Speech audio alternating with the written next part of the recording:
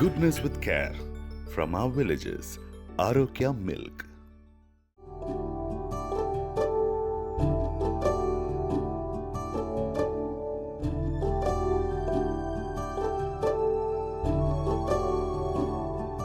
Welcome to episode 15 of Mahabharata with Anuja. Thank you so much for joining me. In the previous episode, I told you all about the peace talks conducted between the Pandavas and the Kauravas, but they had failed spectacularly, and now both sides were ready for war on the battlefield of Kurukshetra. Now, all the kings of the day were involved in this war. Only two very famous heroes weren't part of it. One was Balarama. He refused to be on the side opposite to Krishna, and he decided to go on a long pilgrimage. The other hero was Rukmi. Now Rukmi was actually Krishna's brother-in-law. He was the brother of Rukmini, and there was some bad blood between Krishna and him, because Rukmi had promised his sister's hand to Shishupala, but Krishna at Rukmini's request would have carried her away, and he would have also defeated Rukmi at the time. And Rukmi would have sworn to not return to his kingdom if he failed to kill Krishna. And having failed, he had to find another kingdom for himself. And he'd never ever forgiven Rukmini or Krishna for this. And he approached the Pandavas first. And he was a very arrogant, extremely unlikable man. He approached the Pandavas. He said, "I will solve all your problems. Place all your faith in me." Now Arjuna did not like anybody who harbored any ill will towards Krishna. So very curtly he said, "We do not require your help, thank you very much." So Rukmi was very insulted. He went and offered his services to Duryodhana, and he said, "The Pandavas have no sense, they rejected a man of my caliber." And Duryodhana said, "What? Why should I accept the Pandavas' leftovers? I can also manage without you." So Rukmi was rejected on both sides, and he didn't participate.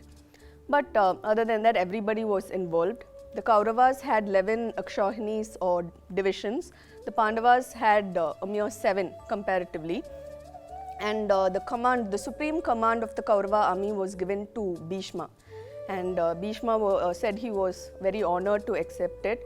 But he told Duryodhana, "The Pandavas and the Kauravas are exactly the same to me. I love you both equally, so please do not expect that I will hurt the Pandavas. I will not do that. But you've placed your trust in me, so I won't let you down. I will personally kill at least 10,000 soldiers every day." This was Bhishma's promise. And then he added one more thing. He said that he felt Karna, the low-born son of a charioteer, was responsible for all the evils that had happened. He said that stupid fellow's been goading you into greater and greater heights of atrocity. He's the one, who's behind all this. You choose either that dishonorable fellow or I should fight on your side. And before Duryodhana could reply, Karna said, "Don't worry, Duryodhana, I'll make the choice easy for you. This man has no respect. He's secretly partial to the Pandavas. The day he falls is the day I will enter the battlefield." And Karna stalked off like that. So that's how things stood. Meanwhile, the Pandavas had decided to give the command to Drishtadyumna. It was Arjuna's suggestion, and Krishna felt it was the right thing to do. So he was the supremo on their side. And the battle was about to begin. Just on the eve of battle, Yudhishthira was, again he was very upset. He said, "I can't believe we are willing to spill blood. So many people have come, so many are going to die. We are doing this all for a kingdom." And Arjuna and the others said, "Okay, no, don't start your dharma nonsense right now. We've suffered too much. It's time to do this. Let's go ahead." And having said this, Arjuna asked Krishna to take his chariot forward so that he could survey the enemy lines. And then suddenly, when he saw so many familiar faces there, he looked at Bhishma, and he was reminded of his childhood when he used to climb on Bhishma's lap, and he used to love his grandsire, and he'll always call him father. And Bhishma will say, "I'm your grandfather." And Arjuna will say, "No, father." And he looked at that old man, the grand old man, and he thought, "I'm supposed to fight with him. Am I supposed to kill him? Are you kidding me?" He looked at Drona, his guru, whom he liked so much. There were so many familiar, much loved faces on the other side. And suddenly he just lost it. He was completely drained of energy. He looked around. He knew that he was expected to wade across a sea of blood, and he knew he couldn't do it. He dropped his weapons and everyone was just staring at him. They were all counting on Arjuna, and he just dropped all his weapons. So they all looked at him like that. They were thinking, what's going to happen now? And then Krishna approached him, and what followed was the world's greatest pep talk. He convinced Arjuna to do his duty. We know it, this entire segment is known as the Gita. And 100 episodes will not be enough to cover the Gita. So I will just tell you that it was an amazing pep talk. And at the end of it, Krishna revealed his Vishwarupa also to Arjuna. And Arjuna picked up his Gandiva and he twanged the bowstring. And once more, everyone was like heartened and all set for battle. And next it was Yudhishthira's turn to pull a stunt. He just got down from his chariot unarmed, and he walked across to the enemy side. And again the Pandavas were thinking, okay, what's he going to do now? And they went running behind him along with Krishna. He went personally and sought the blessings of Bhishma and Drona, Kripacharya. He felt it was proper, and he exchanged a few words with each of them. And then only he returned and the battle began in earnest. Okay? So now the first 10 days of battle, the poet spends a lot of time on describing battle formations and talking about the ebb and flow of battle. But initially the results were mixed. One day the Kauravas would triumph, the other day it would be the Pandavas, and it kept going back and forth like this. And one common thing was Arjuna was extremely reluctant to counter the Bhishma factor. Okay? He loved his grandsire too much and he kept staying his hand. He wouldn't go all out when he was fighting with Bhishma. He'll just do damage control. And Krishna, finally he lost it with Arjuna. He got down from the chariot. He said, Arjuna, if you're going to play around like this, I won't be your charioteer. I'm going to go kill Bhishma. And he took his chakra in his hand. And normally when people see Krishna's chakra, they'll be this close to a heart attack. But Bhishma was different. He said, come Krishna, it will be an honor for me to die at your hands. I will think of it as a blessing. Come, claim my life. And Arjuna will go and, pull Krishna back from behind. He'll say, you promised you wouldn't use any weapons. You promised you wouldn't fight. Don't worry, I'll do it. I'll do what is needed of me. I'll do my duty. I'll listen to your pep talk. Please come back. And this happened on 2 occasions because Krishna was impatient with Arjuna. And meanwhile, Duryodhana felt that, Bhishma wasn't doing his best. He felt that Bhishma was staying his hand. So he would go on complaining. He'll say, everyone said you're senile and impotent, but I trusted you. I gave you such a big command and you're letting me down. And he kept on bugging Bhishma like this. So Bhishma felt compelled to fight with more and more ferocity. And on the 9th day, he did just too much damage. And the Pandavas knew something had to be done. The battle could not be won if the grandsire was left alive. So that night, Krishna called Yudhishthira.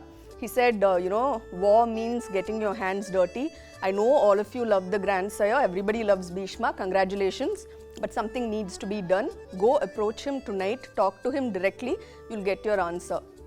So Yudhishthira went along with his brothers, and one of the nice things about Kurukshetra, at least initially, they had this certain code for warfare, ethical code, that was at sundown, all hostilities would cease. Both sides will be friends and brothers after sundown, and there were certain rules.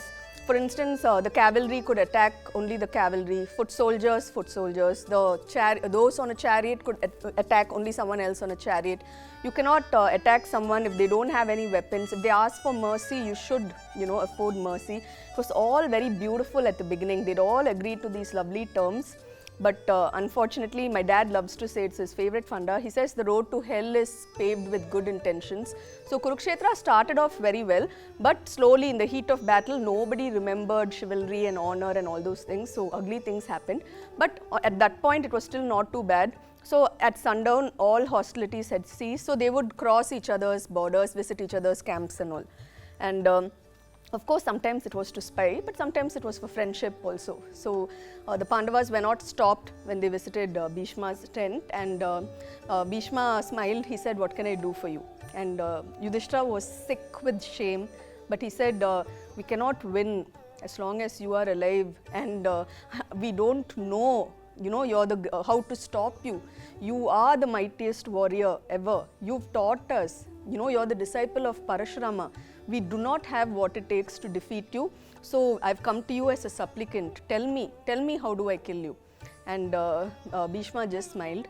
He said, it's not that difficult.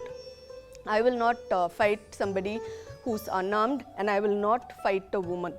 Okay, and then he said, you know what that means, don't you? And he smiled, and he blessed them again, and he went back.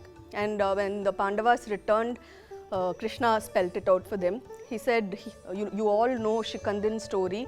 He was born to kill Bhishma. He's Amba reborn, and he was born as Drupada's daughter. So Bhishma knows all this. He still thinks of Shikandin as a woman, and he will not fight him. So Krishna gave instructions. Shikandin was to shield Arjuna.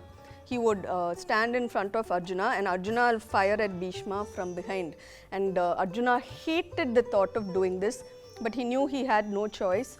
And on the 10th day of battle, this was exactly how it went down. Arjuna hesitated for a long time, but just to impel him further, Bhishma, killed too many soldiers that day, and the threat could not be ignored. So from behind Shikandin, Arjuna started letting loose his arrows, and the grandsire smiled. He turned to Duryodhana. As every sharp arrow penetrated his old skin, which was still tough, he said, the sharp ones, the ones that hurt, these belong to Arjuna. Only he has what it takes to harm this old skin of mine. And Duryodhana was thinking, what's wrong with this man? If he's in pain, why is he smiling like this? Why is he not doing something to stop it? He started calling. He also knew the story. So he said, do something. Don't let Shikandin come close to the grandsire. But his efforts were all in vain. And finally, Bhishma stepped down from the chariot, and he was covered with arrows, and he just fell, and he was lying on a bed of arrows with his head falling. And the grandsire had decided that the term of his curse was coming to an end. He'd lived a long life. It was time to leave. And he felt relief, and he was very calm and accepting of what had happened to him. And every single person in that army, they just couldn't bear the sight of seeing Bhishma lying on a bed of arrows. They all dropped their weapons out of respect for him. They all gathered around him. They were all in tears. And Bhishma said, my head is hanging. I need some support. And they all ran to their tents. They got the finest cushions and they bought it there. And Bhishma laughed and he declined everything. He said, Arjuna knows what I mean. And Arjuna released 3 arrows to support his head. And he said, yes, this is a pillow that is fit for a warrior. And then he said, I'm very thirsty. So they again bought lots of refreshing drinks for him. And he turned to Arjuna. He said, Arjuna, I will accept only from you. And Arjuna again used a very potent arrow. And they say Ganga, on the barren field of Kurukshetra, Ganga emerged from that opening Arjuna had created to quench her son's thirst. And Bhishma drank, he was refreshed. And once more he told Duryodhana, at least let my death serve a good purpose. Return half the kingdom to them, end hostilities now before there's more and more tragedy. But that was the one thing Duryodhana couldn't do, and he left, and slowly all of them returned to their camps and they got set for the next day of battle. Now Drona was given the command, and once again Drona was very honored. He called Duryodhana and he said, I will give you a boon in return. Duryodhana said, it's very simple, just capture Yudhishthira alive for me. And Drona said, I'm so pleased. Finally, you're listening to the grandsire. If we capture Yudhishthira alive, you can, talk peace after that and the war can be ended. Duryodhana said, what? I'm not going to talk about peace and all. If I kill Yudhishthira, then Arjuna will not stop till I am killed. So I'm just going to capture Yudhishthira. I'll make him gamble again and I'll send him back into exile. And of course, Yudhishthira had learned certain secret skills to win at dice, but since there was cheating involved, it meant he would lose again. So Duryodhana was super pleased with himself, and Drona was disgusted, but he said, fine, I give you my word, I will capture Yudhishthira, but there's one condition. While Arjuna is protecting him, I will not be able to approach. I trained Arjuna, I should know, he's the best, it's not possible, so you have to do something about Arjuna. And immediately King Susharma of Trigarta stepped forward, and he said that he hated all the Pandavas, okay? And he said, my men and I, we will take the Samsaptaka oath. That means these are warriors who will take a certain oath saying that they will achieve their objective on the battlefield or they will die. So it was a suicide squad, and Krishna also had a squad of these Samsaptakas, and they had been given to Duryodhana. So it was a very, very formidable force that was formed and they would keep Arjuna busy during key parts of the battle. But when the spies reported this to Arjuna, he was prepared. So every time the Samsaptakas called him, he will vanquish them and he'll return. And with Krishna as his charioteer, he moved so quickly that he managed to take on this challenge, the Suicide Squad challenge, and he managed to keep Yudhishthira safe. And at this point, again, Duryodhana started bugging Drona. He started saying, you know, you're also partial, you promised, you're not keeping your promise. Everyone said not to trust somebody like you, you're old, you're partial, but I listened. And he kept bugging Drona like this. So Drona finally said, tomorrow is the 13th day, I'm going to arrange my forces in such a formidable formation that I will claim the life of a major hero on the Pandava side. And this was very, very ominous, because, you know, someone very dear to the Pandavas was going to lose his life as a result of this. I will tell you all about it in the next episode. Until then, take care. Please do hit like, share and subscribe to the channel, and share your comments with me. Thank you.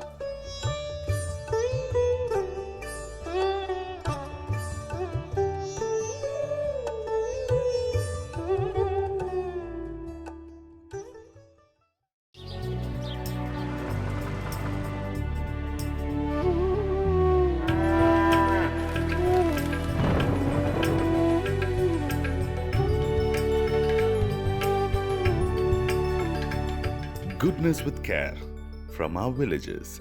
Arokya Milk.